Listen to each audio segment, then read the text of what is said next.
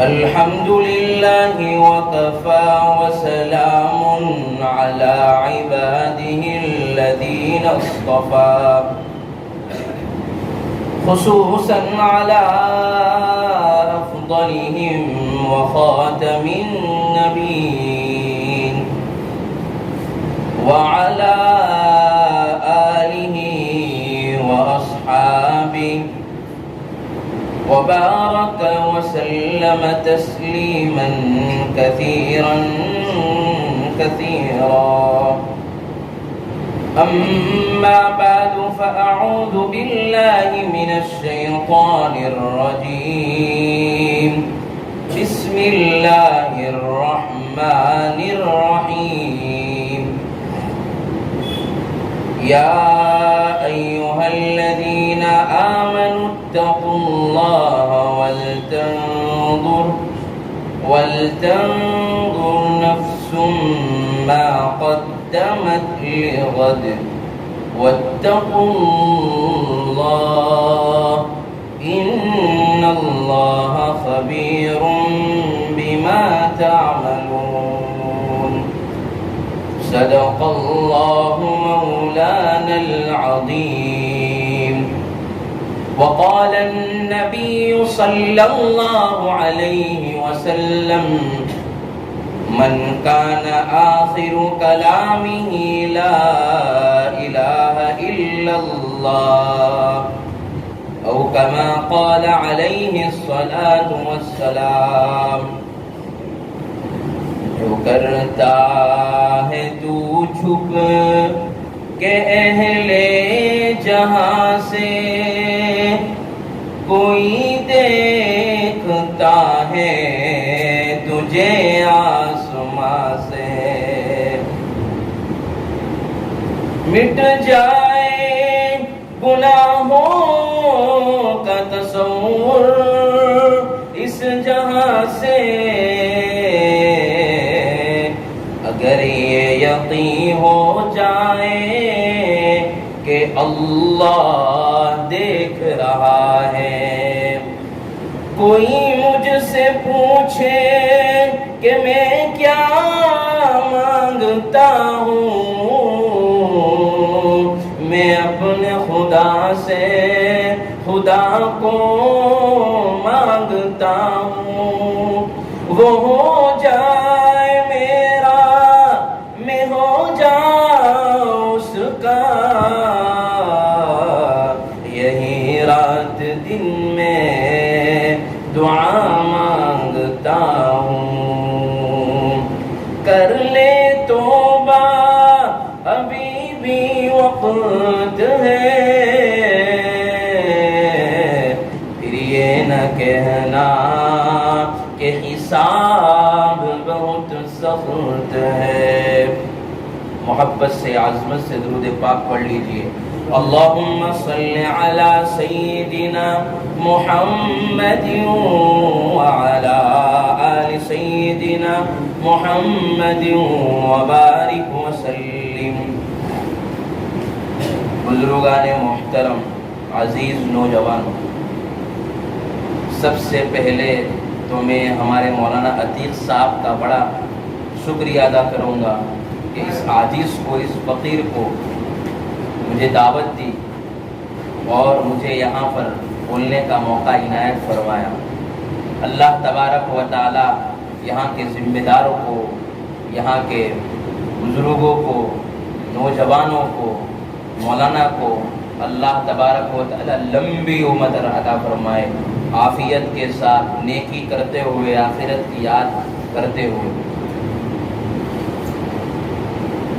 میرا عزیز نوجوانوں زندگی کے بعد سب سے قیمتی جو نعمت ہے وہ ہے ایمان جو اللہ نے ہمیں جو نعمت عطا فرمائی وہ کیا ہے زور سے بولیے ایمان ایمان کس کو کہتے ہیں یہ آپ کو انشاءاللہ بات سمجھ میں آ جائے گی ایک دم نیچے اتر کر آپ کو میں سمجھا رہا ہوں ایمان کس کو کہتے ہیں ایمان کہتے ہیں اللہ پر پورا یقین رکھنا اور اسے ماننا اور ماننے کے بعد اس کے فرمودات پر اور اس کے حکم پر چلنا، اس کو کہتے ہیں ایمان۔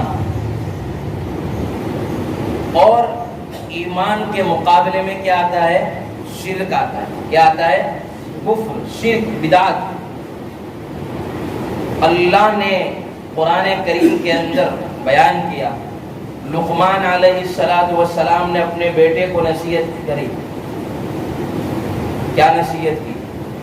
قرآن کریم اس کا ذکر کرتا ہے، یا بنی لا تشرک باللہ، او میرے بیٹے اللہ کے علاوہ کسی کو شریک نہ ٹھہرانا، اللہ کی عبادت کرنا، اللہ کے علاوہ کسی کو بھی پوجنا مت، صرف اللہ کی عبادت کرنا، یہ ہے ایمان۔ تو ایمان کس کو کہتے ہیں؟ ایمان کہتے ہیں اللہ پر پورا یقین رکھنا جن کو حالات ہلا نہ سکے، حالات ہلا نہ سکے، حالات میں انسان ایمان کے اوپر جمع رہے۔ جماؤں بہت بڑی چیز ہے۔ کیا؟ جماؤں بہت بڑی چیز ہے۔ آپ کو ایگزامپل، ایک مثال دیتا ہوں۔ جیسے ٹینٹ ہوتا ہے، تمبو ہوتا ہے، ہوا آتی ہے تو ہوا اس کو اڑا لے جائے گی، لیکن جب ایک مضبوط پایا کھڑا ہوگا تو اس کا گرنا اور اس کا ہلنا مشکل ہے۔ اسی طرح جو ہے کلمہ طیبہ اور اسلام کی بنیاد کتنی چیزوں پر ہے؟ 5 چیزوں پر ہے۔ کتنی چیزوں پر؟ 5 چیزوں پر۔ اس میں سینٹر پلر لا الہ الا اللہ محمد رسول اللہ، اور اسی پلر کو مضبوط کرنے کے لیے نماز کا پلر بھی ہے۔ اسی پلر کو مضبوط کرنے کے لیے اللہ نے نماز کا پلر رکھا ہے۔ تو آپ جتنی نماز پڑھتے جائیں گے، آپ جتنی زکوٰۃ دیتے جائیں گے، آپ جتنی حج کرتے جائیں گے، آپ جتنی اللہ کی عبادت کرتے جائیں گے، آپ جتنی اللہ کی باتیں مانتے چلے جائیں گے، اتنا ایمان مضبوط ہوتا چلا جائے گا۔ کیا؟ اتنا ایمان مضبوط ہوتا چلا جائے گا۔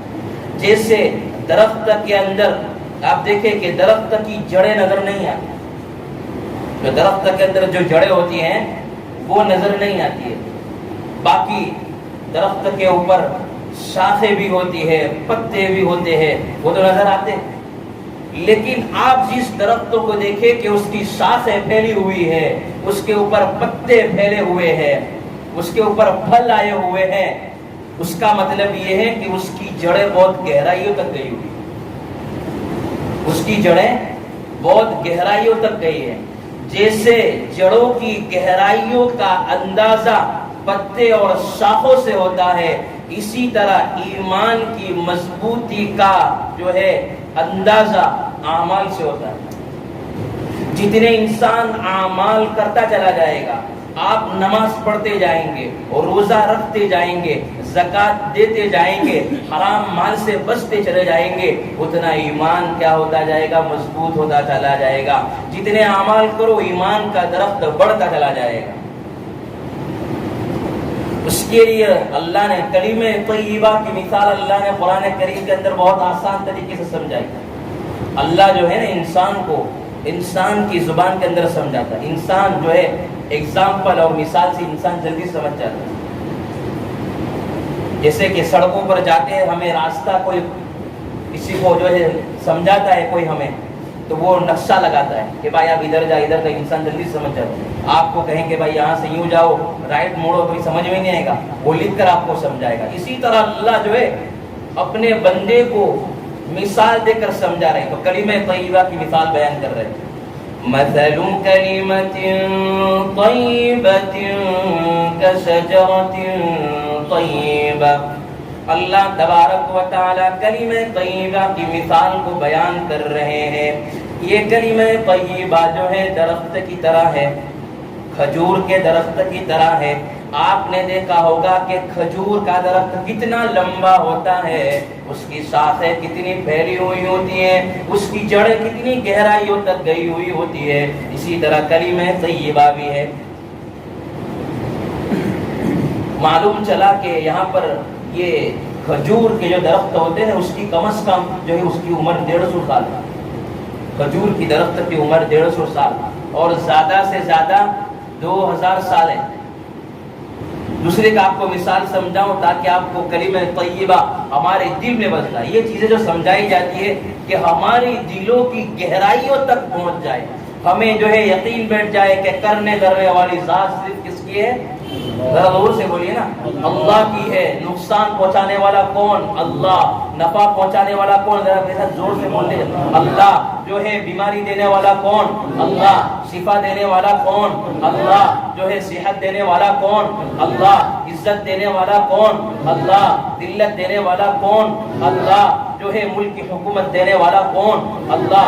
بادشاہ بنانے والا کون؟ اللہ. غریب بنانے والا کون؟ اللہ. مالدار بنانے والا کون؟ اللہ. آسمان کو بنانے والا کون؟ اللہ.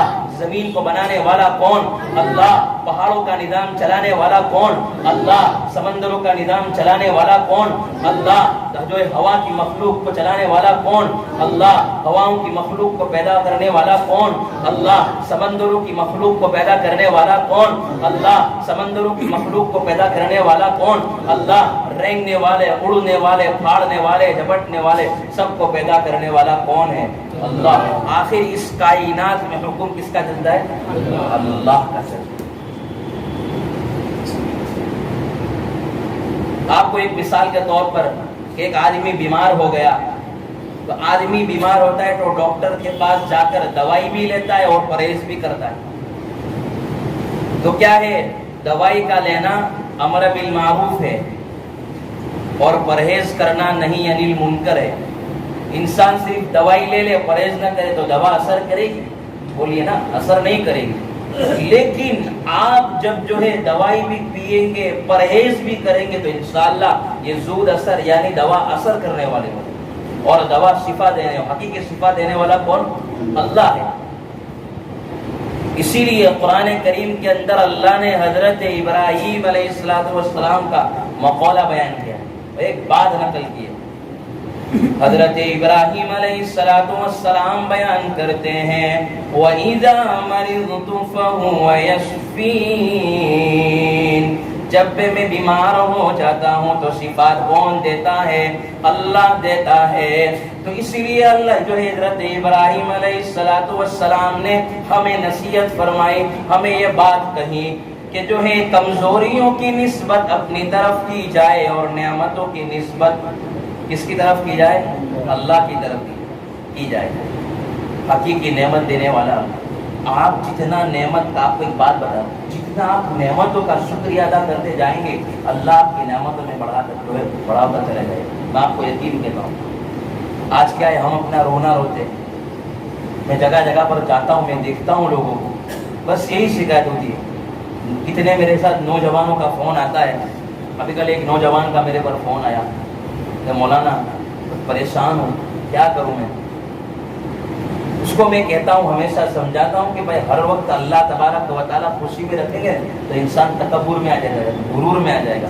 تو انسان کو کیا ہے, اللہ تبارک و تعالیٰ اپنی بندگی کو سکھانے کے لیے یہ حالات لاتے ہیں. انسان ہر ایک پر حالات آئے بھائی. سب سے زیادہ حالات کس پر آتے ہیں؟ جو جتنا اللہ کا قریب ہوتا ہے اس پر اتنا زیادہ حالات آتے ہیں. دیکھو انبیاء کرام کو کتنا ستایا گیا, ہمارے حضور کو طائف میں کتنا ستایا گیا, کتنا مارا گیا, کتنا جو ہے لہو لہان کیا گیا. ہمارے نبی پر جو ہے آخری درجے تک جو ہے ستانے کی, اور ان کو جو ہے جتنی کوشش ہوئی انہوں نے کوشش کر لی, لیکن جب جو اللہ کا حکم ہوتا ہے وہی چلتا ہے. ہمارے نبی پہ جو ہے ایک کے پاس جا کر کتنی مرتبہ 70 مرتبہ 70 مرتبہ روزانہ جو ہے اللہ کے خاطر جو ہے دعوت دیتے.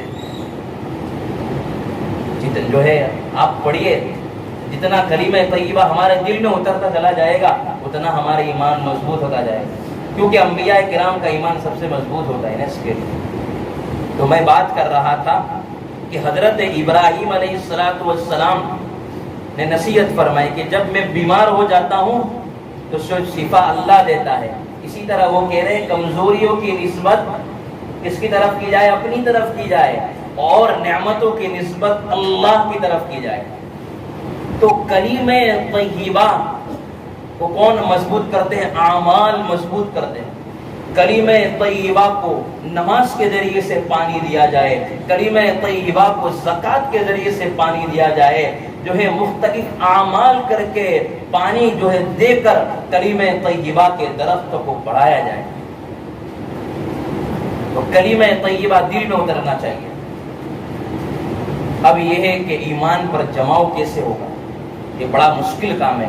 حالات کے اندر پوچھتے ہیں مولانا ایمان پر بڑا مشکل ہے، ہم جو ہے پریشان ہو جاتے ہیں، اللہ کی مدد کب آئے گی؟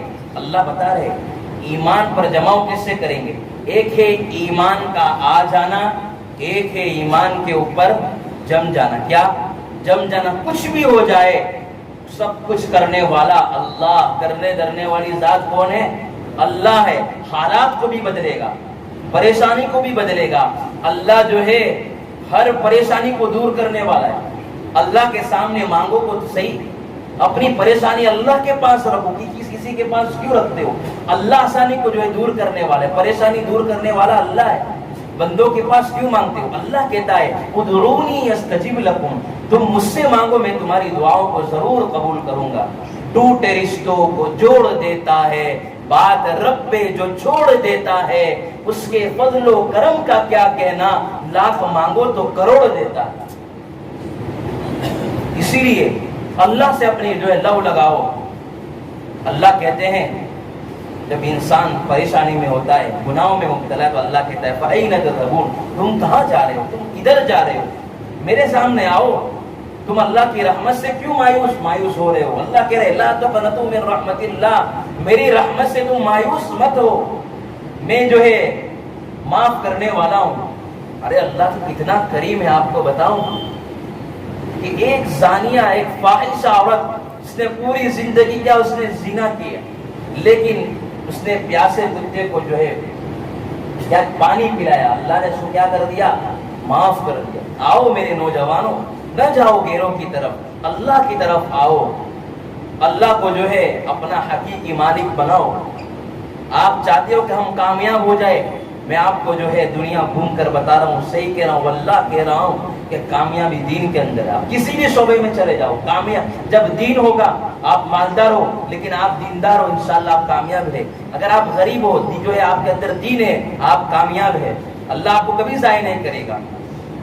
تو میرے نوجوانوں، نہ جاؤ غیروں کی طرف، آؤ اللہ کی طرف، نہ جو ہے اپناؤ ہیرو کے جو ہے فیشنوں کو، اپنے جو ہے یہ رسول اللہ صلی اللہ علیہ وسلم کے فیشن کو اپناؤ۔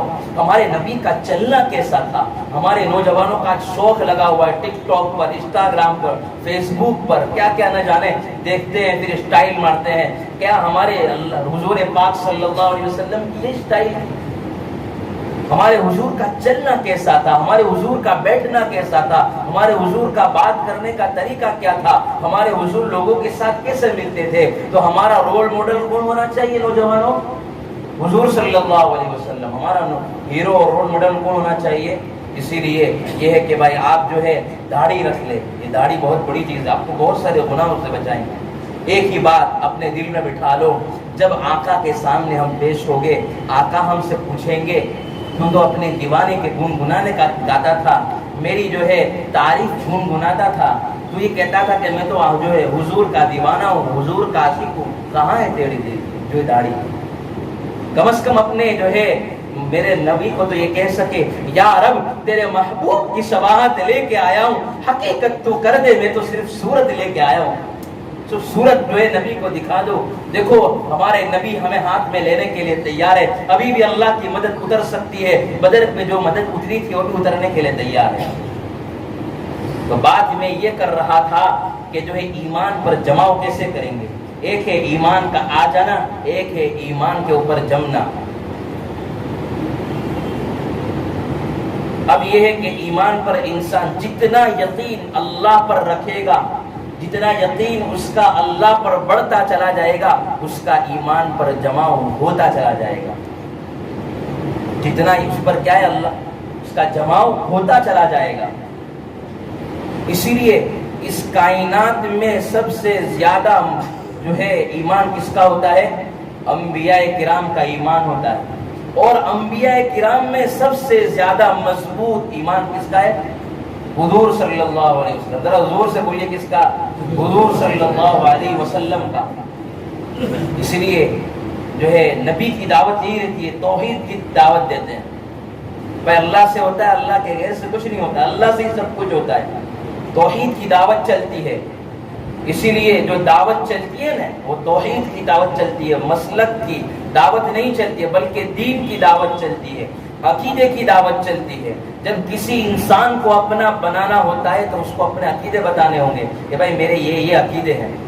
اسی لیے جب انبیاء کرام آتے تھے تو کیا کرتے تھے؟ جب اللہ کی طرف بلانا چاہتے تھے تو بتاتے تھے زمین آسمان کس نے بنایا؟ اللہ. اللہ کی پہچان کرواتے تھے تو ان کے اندر ایمان بیٹھتا تھا، ان کے اندر ایمان جمتا تھا.